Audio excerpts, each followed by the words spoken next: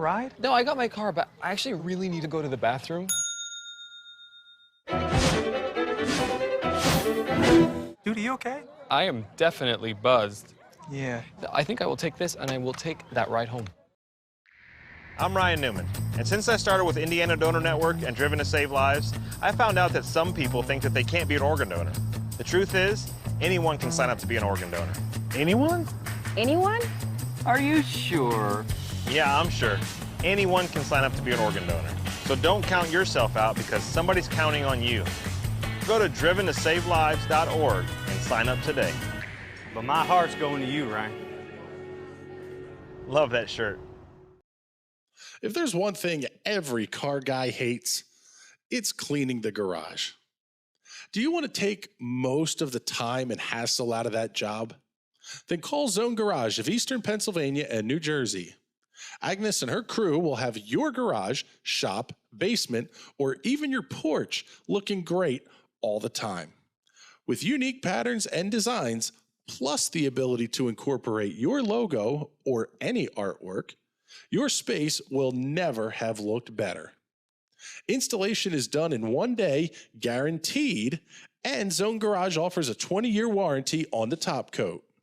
Their coatings are durable, anti-slipped, and impact resistant. Give them a call at 570-856-6067. That's 570-856-6067 for Zone Garage of Eastern Pennsylvania and New Jersey. When you want to be the best, you can't settle for the rest. There's a reason that McConey Setup Shop is trusted by more virtual and real-world tracks and companies than any other setup shop in iRacing. With partners such as Stafford Motor Speedway, the Nashville Fairgrounds Speedway, Five Flag Speedway, Speed 51, and more. When you want something done right, you go to the experts at McConey Setup Shop. With setups available for most series on both asphalt and dirt, built by a team of professional builders consisting of some of the top talents on the service, McConey Setup Shop LLC has what you need to hit the track with confidence. Head over to McConeySetupShop.com and learn why McConey Setup Shop is the official setup shop of Richmond Raceway Esports and is partnered with some of the largest names in virtual and real racing. And remember, at McConey Setup Shop, there are setups, but your victories.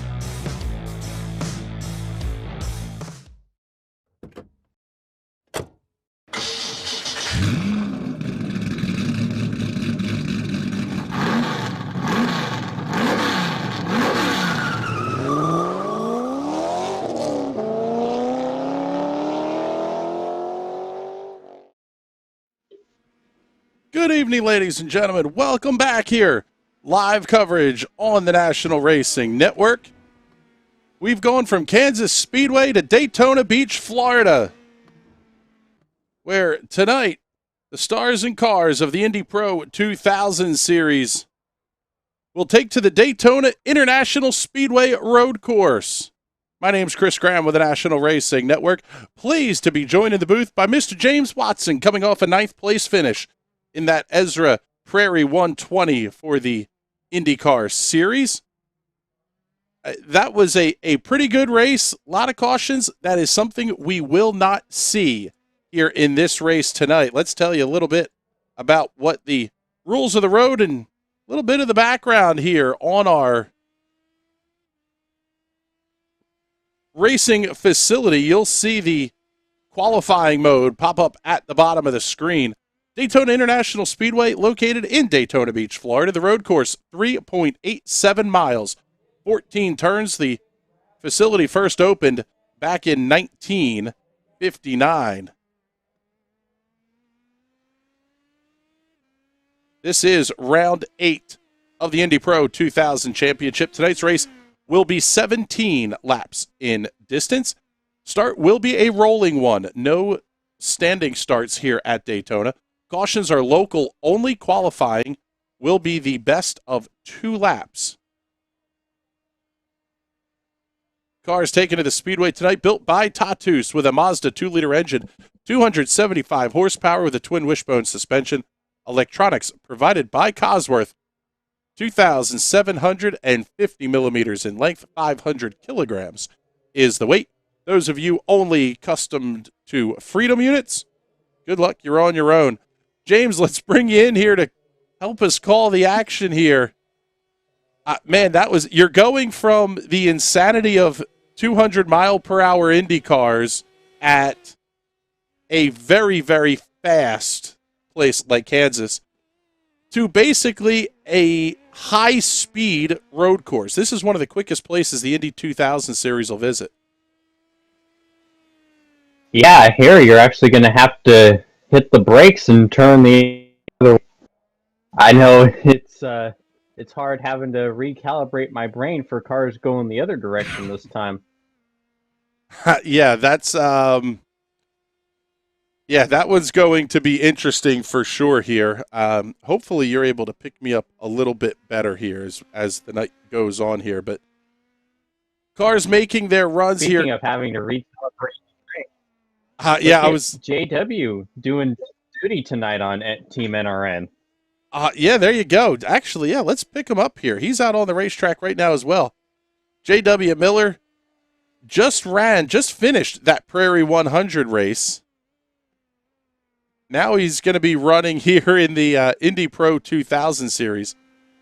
This race running, I'm not sure if this is sunrise or sunset, but oh my goodness, the reflections and shaders coming off of these cars is just unreal. I'm tending to think more sunrise than sunset. When you look at the bottom of your screen, you'll see the driver's times. Green means it is a personal best sector. Purple is an overall best. Everett Paddock has gone purple in 3 of the 4 sectors. Let's pick him up as he finishes his run down here to the start-finish line. Qualifications are individual laps, so everybody is on track at the same time, but not on the same track, if that makes any sense. Everett Paddock to the top of the charts, 1 minute 42.13 seconds. Just about a half second back is Mitch Green. No surprise in some of the names that we're seeing here towards the front of the field. Cars that have yellow bars means that they are not personal best sectors. It is a non-personal quickest, non-overall quickest lap. I want to thank everybody who's tuning in here on YouTube and Twitch. Make sure you give us all the likes and the shares, the follows, all that kind of fun stuff here. And James, this is going to be something that's really interesting tonight is these cars punch such a big hole in the air, and all of the straightaways are so long. I mean, heck, even 2 of the corners are massively long. This is almost going, it could turn into a pack race pretty quickly. Oh, it's going to be a pack race 100%, and that's what's going to make turn 1 and the bus stop fascinating, because those corners are already hard to get into while fending off traffic in a regular car that doesn't cause that much of a draft. Now you're going to have a huge pack right behind you trying to go down into these very slow corners. Don't be surprised if we see a lot of chaos, mass chaos. Yeah, turn 1 it's a traditional dive bomb spot. If there was ever a dive bomb spot in the world of racing, it's turn 1 at Daytona. And that's, we're going to see it happen. It's just a matter of how ugly the dive bomb turns out to be. Yeah, get the old dive bomber sounds going. Yes.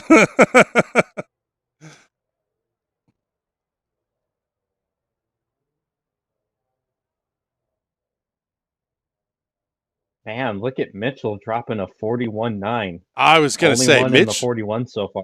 Yep, Mitch Green going to the top of the charts. 1 minute 41.99 is going to be the quick time for Mitch. Let's pick up Mark McDonald here. Once again, another of those cars that just looks spectacular in this lighting. Mark has not set a lap yet. His first lap was a did not score. obviously encountering something that was going to give him a 1X. He stays out on the racetrack here. The Rust Racing number 5, and here in the Indy Pro 2000, the official series, the drivers will get their number plates based on their iRating within the server. So, top iRating driver Everett Paddock will carry the number 1. Frank Wynn, who is the second highest iRating, will have the number 2, and so on. So that's something that you can keep an eye on. Also, make sure you give us a comment. Let us know where you're watching from here. The Ezra IndyCar race that just finished saw viewers from Australia, France, Germany. The international reach of the National Racing Network is kind of ridiculous at this point.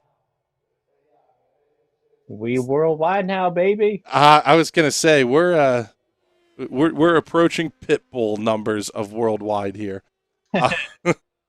Mr. Worldwide. Yay. I'm sorry for ruining the good folks at home's ears with my terrible Pitbull impression. You just went full Paul Tracy on the broadcast booth. That is somewhere between fantastic and disturbing. Qualifying has concluded here. As we'll rapidly move on from that one. Results coming up on the scoreboard here for you. Mitch Green is your pole sitter, 1 minute 41.995 seconds. Just a tenth and a half back to Everett Paddock. He's going to be second quick. Mike Collier, Nagisa Yoshikawa, your top 4. Colin Mullen, your top 5. Antonio Alvarez and Frank Wynn, also Raymond 2. John Cosgrove, Adam Wright, your top 10.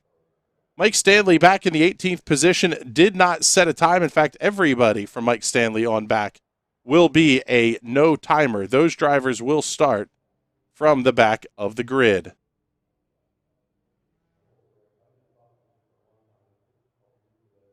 You know, I gotta say, as much as we were talking about last week with Everett and his bad luck, it's interesting to see Mitchell up here because Mitchell has had some really, really terrible luck in a lot of the races we broadcast so far.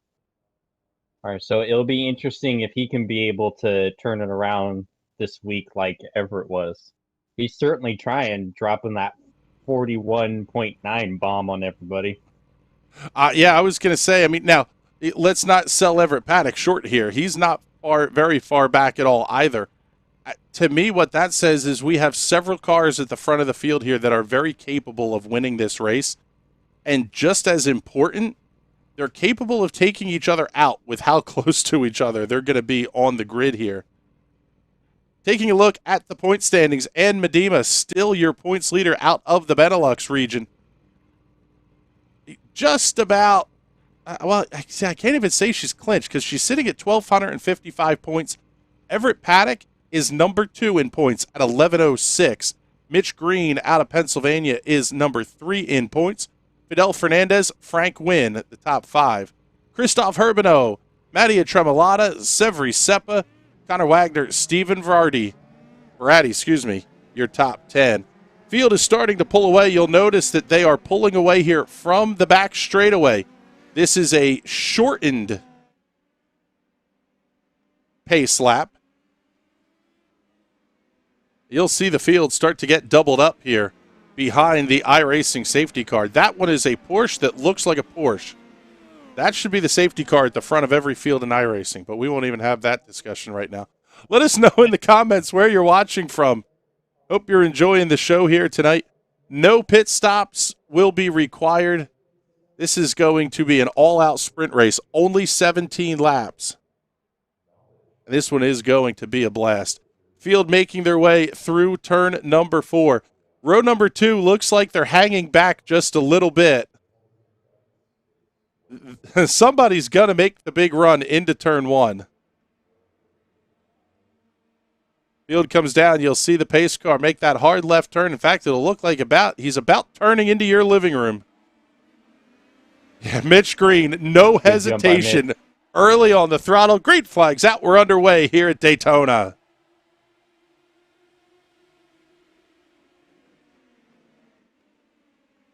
Mike Hollier almost got into the back of Everett Paddock through turns 1 and 2. Little bit of trouble back in the pack here. We've got one car nosed into the inside retaining wall. The 17 of Dave Olenchak also having some issues.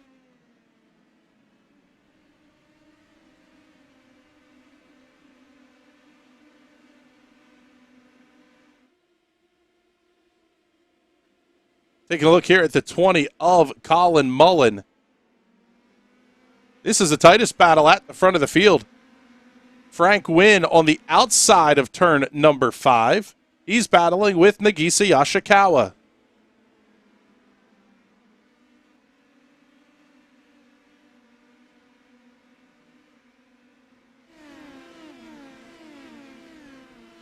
Man, I am surprised. I don't think I saw any contact from anyone in turn 1. That was impressive. Albeit slightly anticlimactic. You know what? I will, after last race, I will take a little bit of anticlimactic. That's for sure. Field is starting to settle themselves down here, but you know what? The races, this is not like a lot of circuit races where you kind of go, okay, we've gotten through lap 1, things have settled in. You can see the huge draft that Mark McDonald is getting. He's inside of Frank Wynn. Thought about going down onto the apron to get around Nagisa Yoshikawa. He may try that move my goodness, yet. are we getting bug drafting? I was going to say. I think we're getting bug drafting on from Mark on Nagisa. Oh, what a move inside. It's definitely possible. It's definitely possible in these cars, but oh my god, you need a lot of talent and a lot of to be able to make it work. Yeah, big time turn your head and cough moment there if you're going to try to bump draft cars with wings. Front of the field has started to separate themselves out, so we'll stay with this battle. Mitch Green leads over Everett Paddock. The gap's about a half second or so, so no real danger of that changing anytime soon. Mike Hollier runs third, Colin Mullen fourth. This is the battle for the 5th, 6th, and 7th position. Yasukawa, McDonald, and Wynn in line here as they head up onto the banking.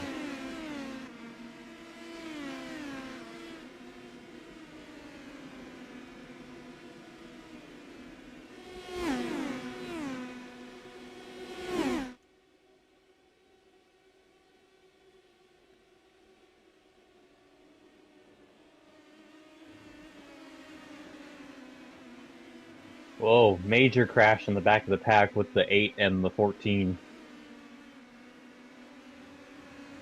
Yeah, let's take a look back here and see if we can see what we didn't even show either one of those cars as crashed here, at least not yet anyway. So unfortunately, we won't be able to give you an instant replay on that. Mitch Green just set the fastest lap of the race. We've got a great battle going on here for the 2nd position. Everett Paddock holding on over Colin Mullen. Mike Hollier there as well. This is 2nd, 3rd, and 4th. They make their way through the International Horseshoe. Very quick turn number 4. Turn 5 is the West Horseshoe. You have a little bit more experience than me in these cars, James. Is that turn 4 completely flat in these cars?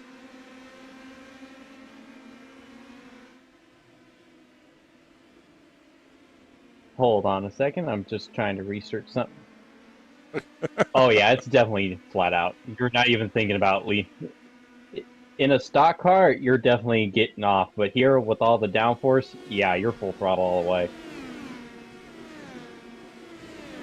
Yeah, you're basically making a hard braking zone into turn 1. You have to brake for turn 3, which is the International Horseshoe. Same for turn 5. Turn 6 does require braking, but probably not a ton. And then it's a long run, developing a big head of steam until you get all the way back to the bus stop, turns 10 and 11. Turns 12 and 13 are NASCAR turn 3 and 4. The expression drives me nuts, but we'll use it once there. Mitch Green, once again, goes fastest lap of the race, 1 minute 43.6 0.01 seconds. He is starting to open up the gap here over Everett Paddock. Mike Collier thought about making the move inside. Oh, what a pass outside. But I think, did we lose Mike Collier here? It looks like we may have lost somebody.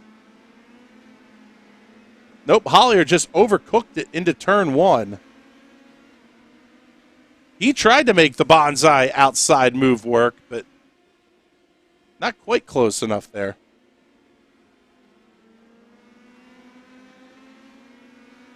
Yeah, as he was turning in to hit the apex, the rear just wiggled on him. He did a great job to keep it, but yeah, he would have had it if that didn't happen. That's the impressive thing. Everett Paddock sets new quick lap, 1 minute 42.52 seconds.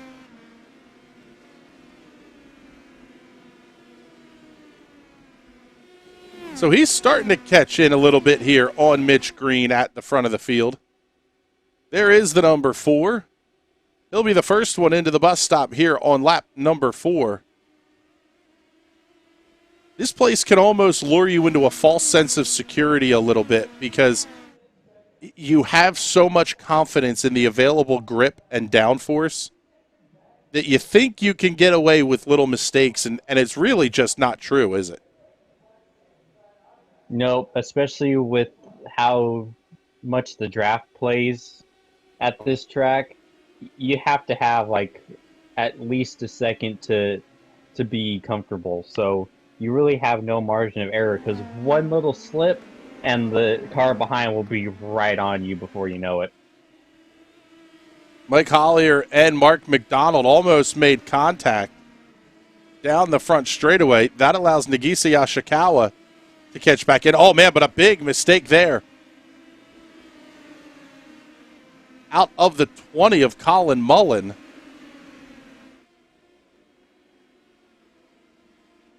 So now we have a 3-car battle for second. McDonald going to try the outside through turn 5.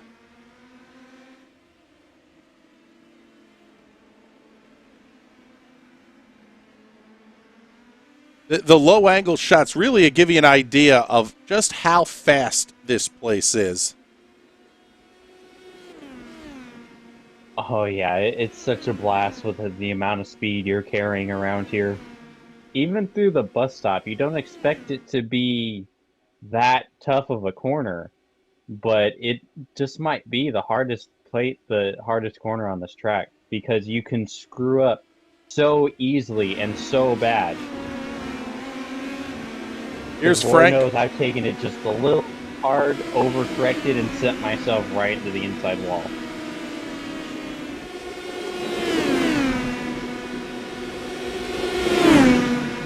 Oh, goodness, we almost had 3 wide there. Whoa.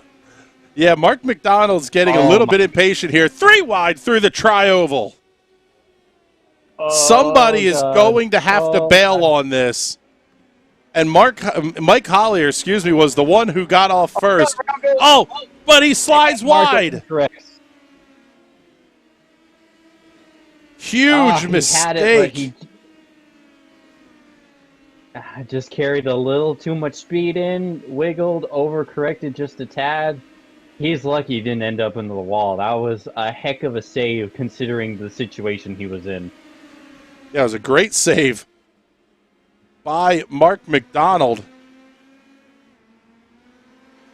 I mean, still though, you gotta respect the hustle of that move. He was committed from before they even got close to the tri-oval.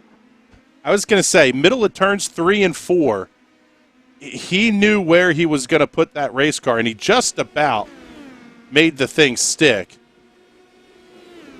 See in trouble for Daniel Neese on the racetrack.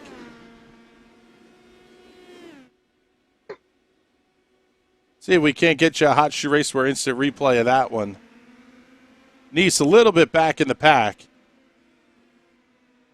Yeah, he just got on the throttle a little too hard coming out of the horseshoe and looped it. Now we're back to this side-by-side battle. Colin Mullen and Mike Hollier. This is the battle for the final spot on the podium.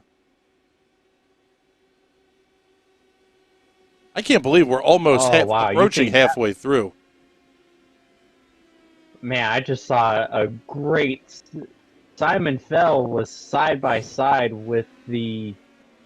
Numbers are really hard to see on this car. The 21. They were side-by-side going into the bus stop, and they made it through. Awesome move by the 21. Slide back a little bit here. Let's pick up J.W. Miller. We talked about him in the pre-race here. He's battling with Michael Stanley. Also, Diego Asensos right there as well. This is the fight for 12th, 13th, and 14th on the racetrack.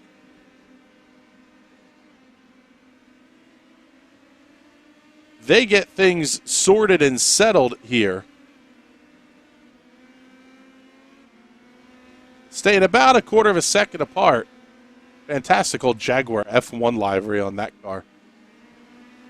J.W. Miller doing the double duty. Just ran the 120-lapper Ezra race.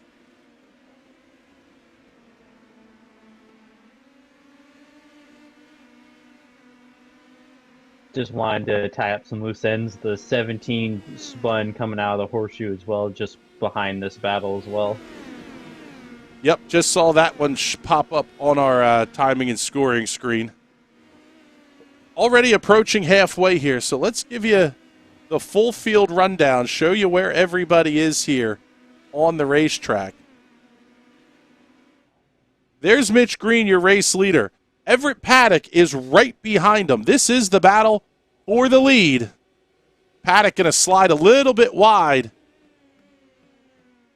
It's a pretty smart move, quite frankly, there by Paddock. He knew he wasn't going to have a shot at him in turn one, so just back it up and make the ground back up little bit by little bit. He's already back within a couple of car lengths.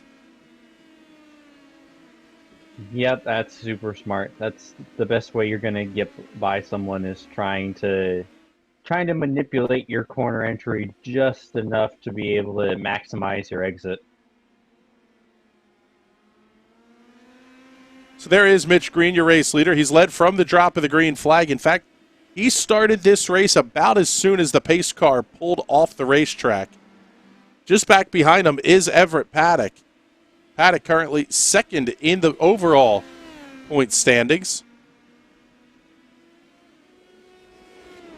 One of the things about the iRacing point standings is that not only does it doesn't count all of your finishes, it counts your best finishes up to a certain number of races during the course of a week. So basically what you're looking at is, even if Everett Paddock goes out and wins this race, he won't necessarily earn enough points. Oh, we may have gotten a slowdown penalty there for Mitch Green. He clipped the cone coming out of the bus stop.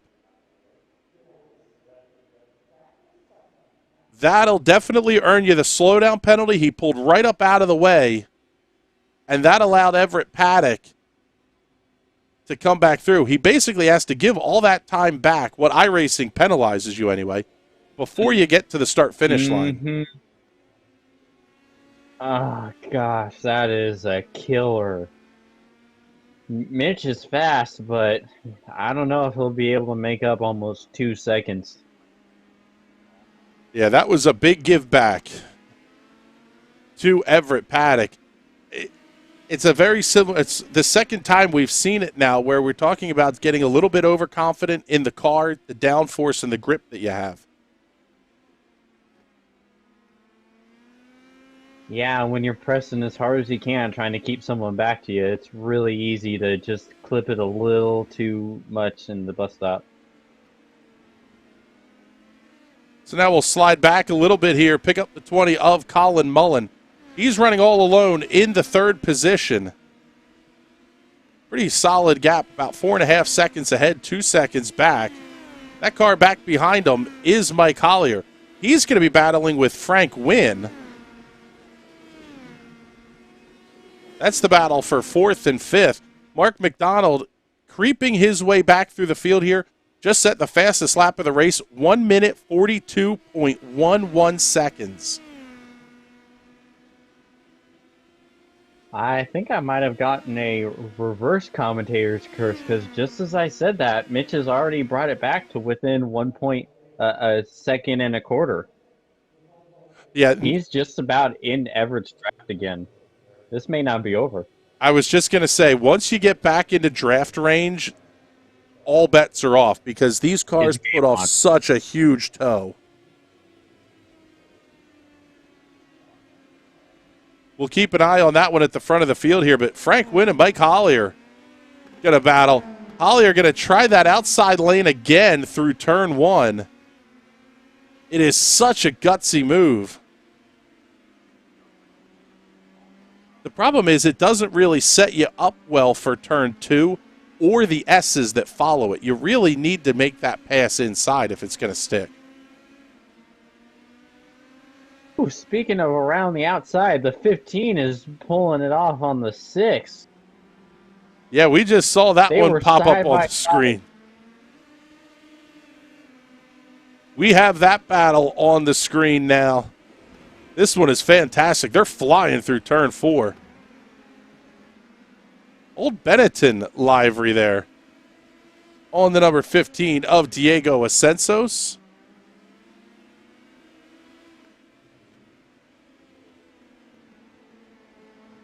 Yeah, you got the Benetton livery on the 15, got the Jag livery on the 6. This is fun. Some fairly old school F1 here going on. How about this comment from Kevin Smalley? Passing on the apron is a protest anyway. Now, that was from a few minutes ago. Talking about Mark McDonald's move to the inside, but I didn't know that. I kind of thought everything, if it's in bounds, it's in bounds. So long as iRacing doesn't penalize you, but yeah, on tracks like Daytona and Rovals, you can't really go on the apron. That's why if you look in some parts in the corners, they got long lines of cones trying to keep people from going on the apron in the corners. Because, it's just kind of, I get it, but it's just kind of tacky, trying to go down that far. Less so on the front straightaway, but definitely on the corners. Here's the big move to the outside again by the 15 of Diego Ascensos.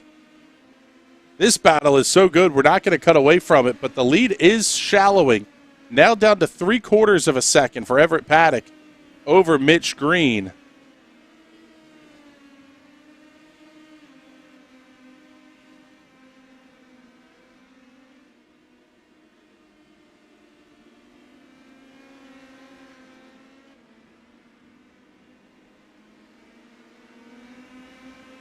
This is the tightest battle on the racetrack as well.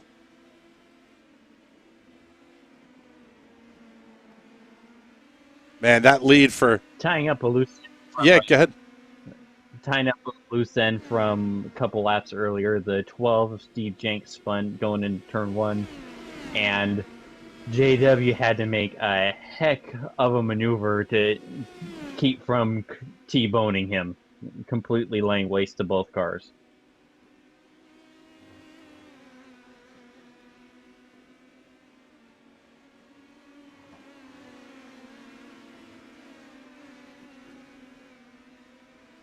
This battle rages on. The fight for the lead is tightening. Let's slide up a little bit further in the field here.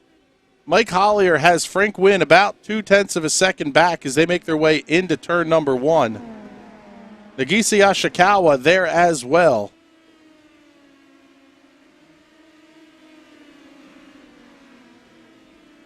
"22 minutes in, and we'll be at 5 to go. Next time the race leader comes by the start-finish line. Let's pick him up here. Everett Paddock. The lead's now down to 0.6 of a second. Mitch Green is catching in a hurry. As they make their way through turn 6 and 7, they'll head back up onto the super speedway.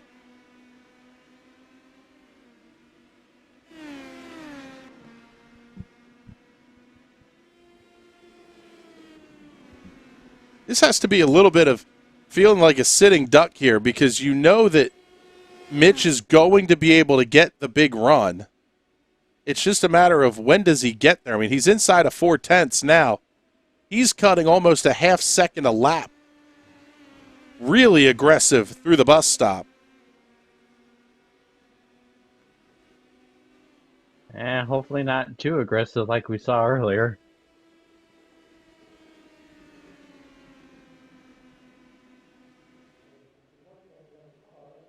Yeah, if you're Everett, you know he's gonna be there. You're just having to figure out your strategy and how you're gonna keep him behind. You know you're not pulling away anymore. Down to 5 to go here at the World's Center of Racing. Everett Paddock, Mitch Green, putting on a heck of a duel here at the front of the field. Big drive in by Mitch. That's really where he's closing the gap. He's using the brakes and the front tires up in a very big way here. And it still is the very important point of catching them is one thing, passing them is something completely different. Because as we've seen all race long, if you're going to make a move, you're going to have to do it around the outside in turn one more than likely. So the question is, what does Mitch have in his arsenal to be able to pull off such a move?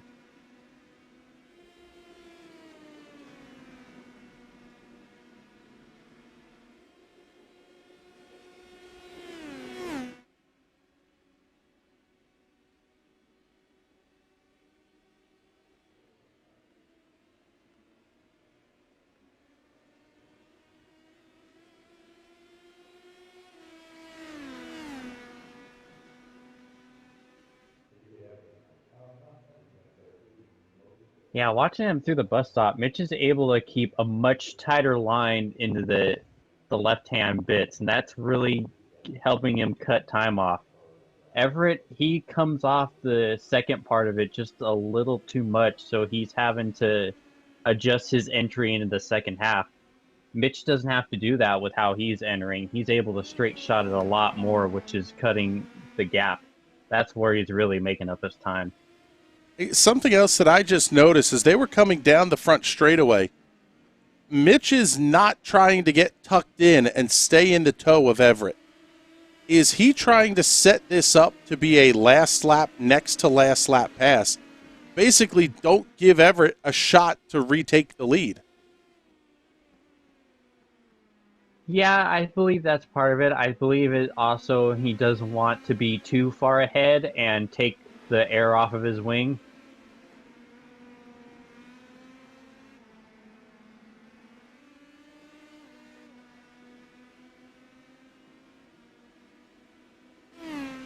That's really a great point because the entry to turn one is so difficult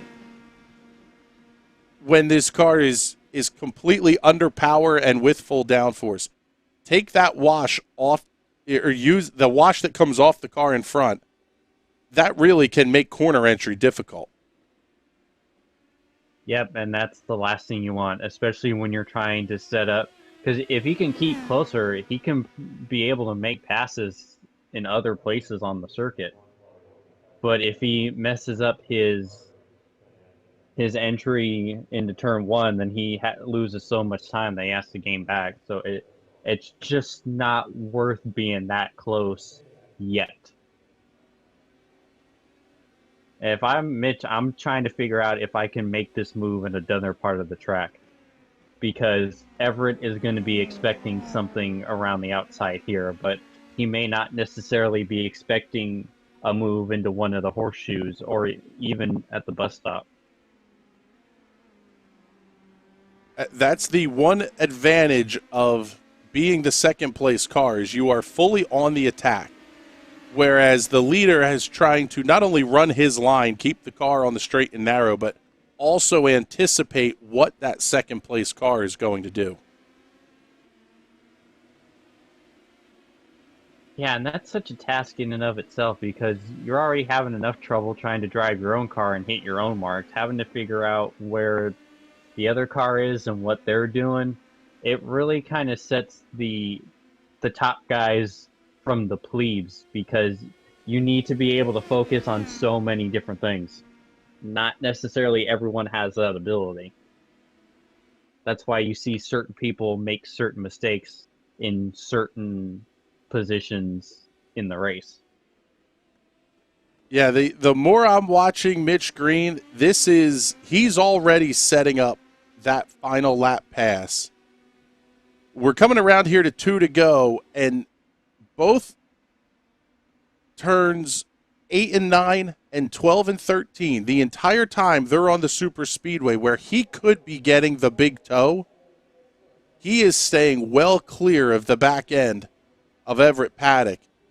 Going to be 2 to go, this time by the start-finish line. It'll be interesting to see when Mitch tries to make this move. Or does he just, I mean, could it really just be as simple as he has a little bit of damage from picking off the cone, getting the car off the racetrack a tiny bit, and he just can't get there? I mean, that definitely is plausible. I mean, we saw with Patrick on Tuesday's race, cones can hurt, but I don't think that Mitch would have been able to catch up as fast as he did if he had significant damage. Because Pat just net coating through the cone was costing him a second. So if there was damage, then Mitch would be probably have been caught by Colin right now.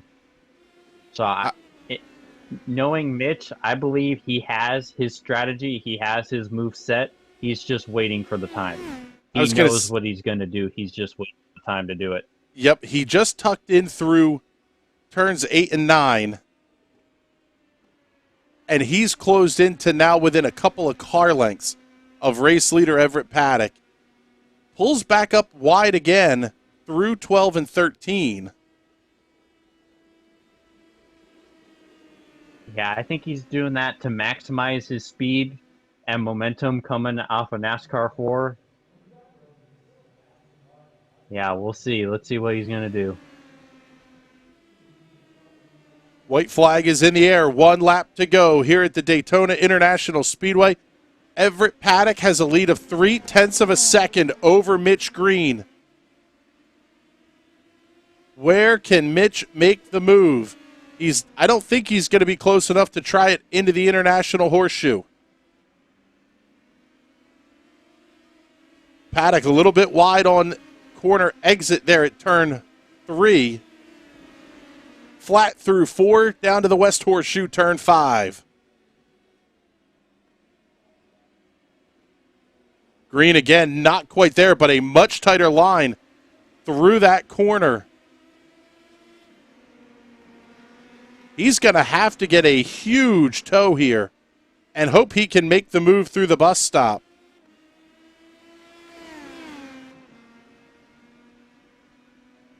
Paddock now running the high line. That may come back to bite him here a little bit. Trying to force Green up the hill, but it's going to give Mitch Green a big run down the back straightaway. Down to the bus stop for the final time. Little bit of a slide for Mitch Green, and that may be all she wrote here. I don't know. He's got to run. He's got to run. Big run coming to the outside. They're going to side draft through turn 4. Down to the finish line. Mitch Green noses ahead out of NASCAR 4. Cuts back to the inside. Checkered flag in the air. Mitch Green picks up the win at Daytona by 1/10 of a second over Everett Paddock. Oh, my goodness. Oh, he played that perfectly. That must have been what he was trying. He was trying to test.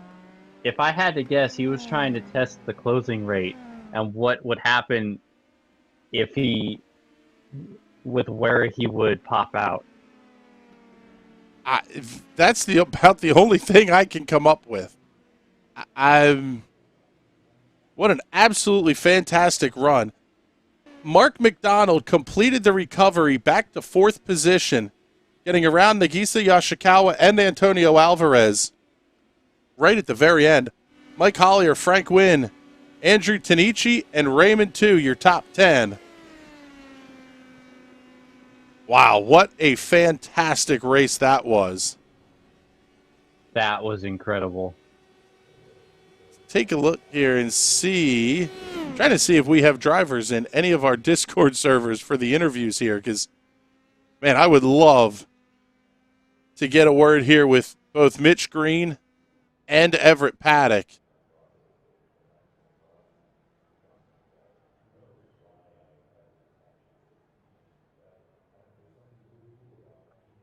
Let's do this. Let's get the instant replay queued up here. We'll show you that white flag lap here.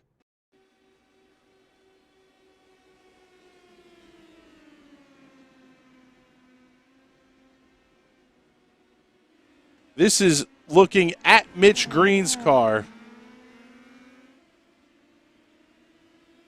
Here through the S's and down to the International Horseshoe, you could tell he was getting close.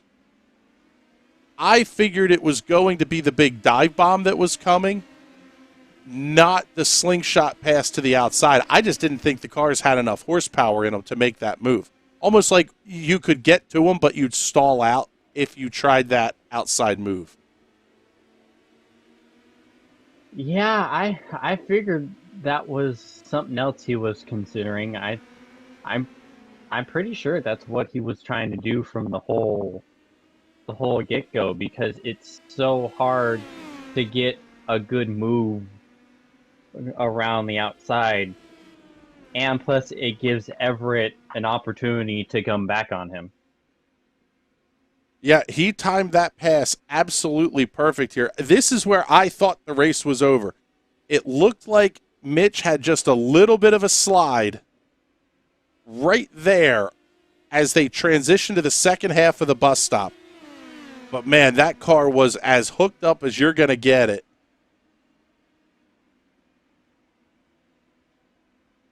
And the sinking feeling going through Everett Paddock there is, you know he's got the run. There really was nothing Everett could do there. That pass was completed so late. There really was absolutely nothing he could have done to defend it or counter it. Absolutely brilliant by Mitch Green. Yeah, if you're Everett, you're just watching him in the mirror, and you're just going, "Welp." That's still seconds is still a good result. Yeah, it's still a good points night and a very good strength of field race. As we come back to the live scenic shots here of Daytona International Speedway, let's get you your final results. Mitch Green getting the win by 98 thousandths of a second over Everett Paddock. Colin Mullen comes home third to claim the final step on the podium. Mark McDonald, Nagisa Yashikawa, the top five. Antonio Alvarez, Mike Holler, Frank Gwynn, and Andrew Tanichi, also Raymond 2, back through 10th place. 11th, Dave Olinchak. J.W. Miller comes home 12th. Diego Asenso's 13th. Adam Wright, 14th. And Michael Stanley in the 15th position. 16th to Simon Fell. 17th, John Cosgrove. Daniel Neese, 18th. 19th to Steve Jenks. Bob Kern in 20th. And Dylan Musser rounds out the field. So with that, we'll get our final thoughts in here. James, that race was good from front to back. We saw Mark McDonald going absolutely bananas into turn one, loops it around and recovers back to fourth. Mitch Green and Everett Paddock put on a great show at the front of the field and duels throughout. Can we ask for anything else in a road course race? No, that was action-packed from beginning to end, and it wasn't a disaster zone either. We just had good, clean, top-flight racing, which is all you can ever really ask for. Yeah, it was absolutely spectacular. And We've got a ton of action coming up here still this weekend on the National Racing Network. Tentatively still a go, at least for right now anyway.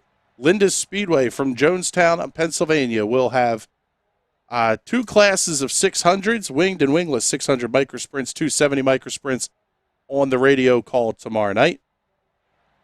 Saturday, the DXS Series heads to the Milwaukee Mile. That'll be 5 p.m. Eastern Time here on NRN. Sunday, the High Slide Cup Series returns for another night of racing action as well. And we're back into another week. Monday night, Silver Crown Cup. Tuesday night, Sprint Car Cup, plus round 2 of the TNT PM18 All Oval Series. Wednesday night, we're back with the High Side Hustle. And we're doing this all again on Thursday night. So, ton of broadcast excellence, mediocrity, whatever you want to call it here on the National Racing Network coming up. But with that, we'll wrap up our coverage for tonight. Well, hold on. We got a couple of interviews to do. Oh, we have... Where are our interviewees here? Oh, I see them. Let's see if we can't... We're going to move you as well here, Mr. Watson. Hooray!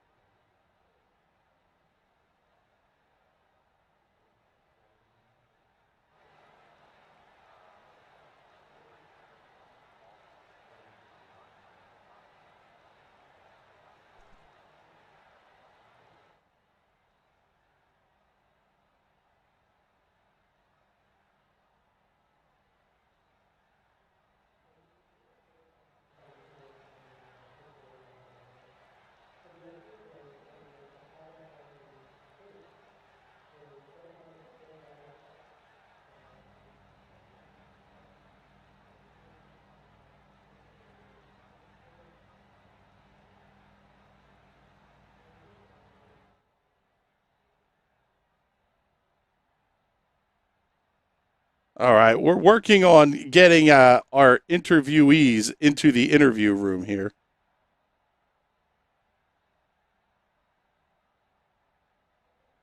First, we'll pick up our race winner, Mr. Mitch Green.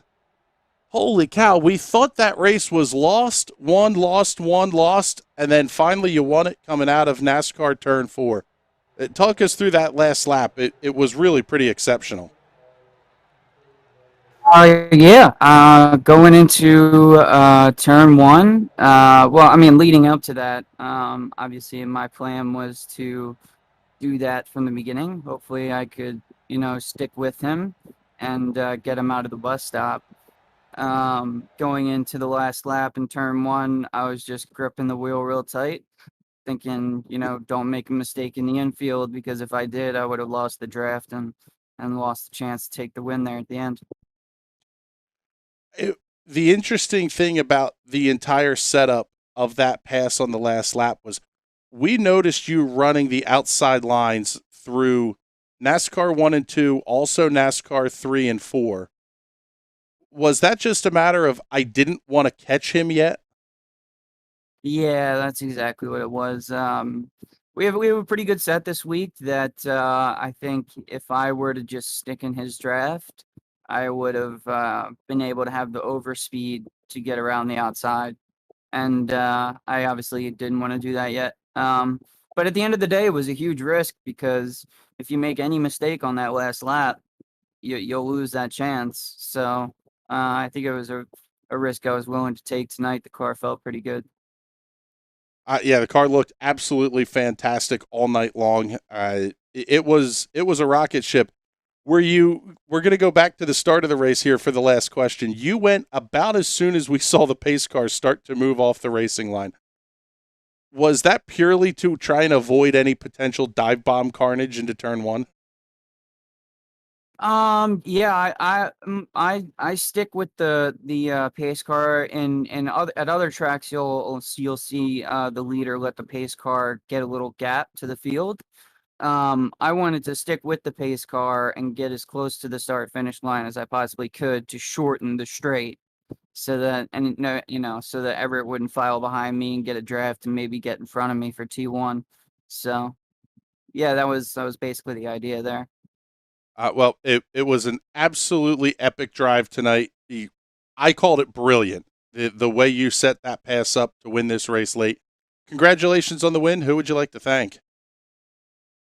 I'd like to thank you guys for putting on this broadcast. I'd like to thank my team. They work with me on the setups and we practice together. Um, yeah, that's pretty much it. Does the league does this have a sponsor? If it does, I thank that sponsor as well. No, not yet. It does not anyway, but yeah, we'll have to work on it for the officials for next season. If these exciting races keep up, I'm sure we'll have one soon. Absolutely. All right, buddy. Mitch, thank you very much, and congratulations once again on the win. Nice, guys. So that was Mitch Green, your race winner here. Now let's bring Everett Paddock down to talk this one through here, because Everett, it seemed like I called the race as I thought you had it coming out of the bus stop. Were you anticipating that last corner pass, and was there anything you really could have done to defend it? Well, I was anticipating it, and no, I don't think there was much I could do about it. I think Mitch was really biding his time back there, and it was, we weren't really playing, we weren't racing real hard, and I knew he was holding back, waiting for the last lap, and there wasn't much I could do. I think inside the rules that I could do to counter it, so I was just kind of, just maybe hoping that he, got another slowdown or something like that. So anyway, I was kind of a sitting duck. Yeah, it's one of those unfortunate things where I think Mitch got a slowdown penalty, which is what put you to the front. Would you have, if you could do it again, would you have put yourself back to second there in some way? It's a great question. I think, with the benefit of hindsight, I was, you probably want to be coming out in second, coming out of the bus stop on the last lap here. I think, I definitely think I would have had a better shot at winning, but Mitch was really strong. He was really quick through the bus stop, and he was also, his car, I think, was just, we were both getting to the rev limiter before the start finish line, so it was really a matter of who got there first and who could stay there, I guess. So at the end of the day, it was yeah, it would have been a benefit to do that, but it all good fun. Well, it was a heck of a race you guys put on tonight, and a heck of a way to close out our night of broadcast. So thank you very much for putting on a heck of a show for us. And who would you like to thank? I want to shout out to my teammate Amadema, who actually helped us out with the setup this week. And I wish those guys good luck tomorrow. I'm not going to be able to race tomorrow due to the old work thing during the second broadcast race, but good luck to the guys tomorrow. All right, bud. Well, congratulations on the win tonight, and hopefully we're talking to you again next week. Thank you, Chris. Good night, everyone. Take care. So there you go. Now let's pick up. We got one more interview here. This guy's going to be a bunch of fun to talk to, I think. Mark McDonald had an absolute mess of a race, and he still came home in fourth. How aggressive were you, from your perspective, how aggressive was it to try those outside passes going into turn one?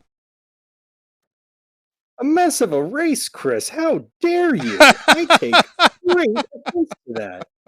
I had a calm and collected, easy race. No, you're pretty right, man. It was I only got one lap of qualifying because I came off of a league race, wasn't paying attention, went and grabbed a drink and got back, and I was like, oh crap, I'm late. So I only got one final lap of qualifying and put it in relatively slow. And so I knew that I was going to be able to get up there, but I was going to have to kind of battle a little bit.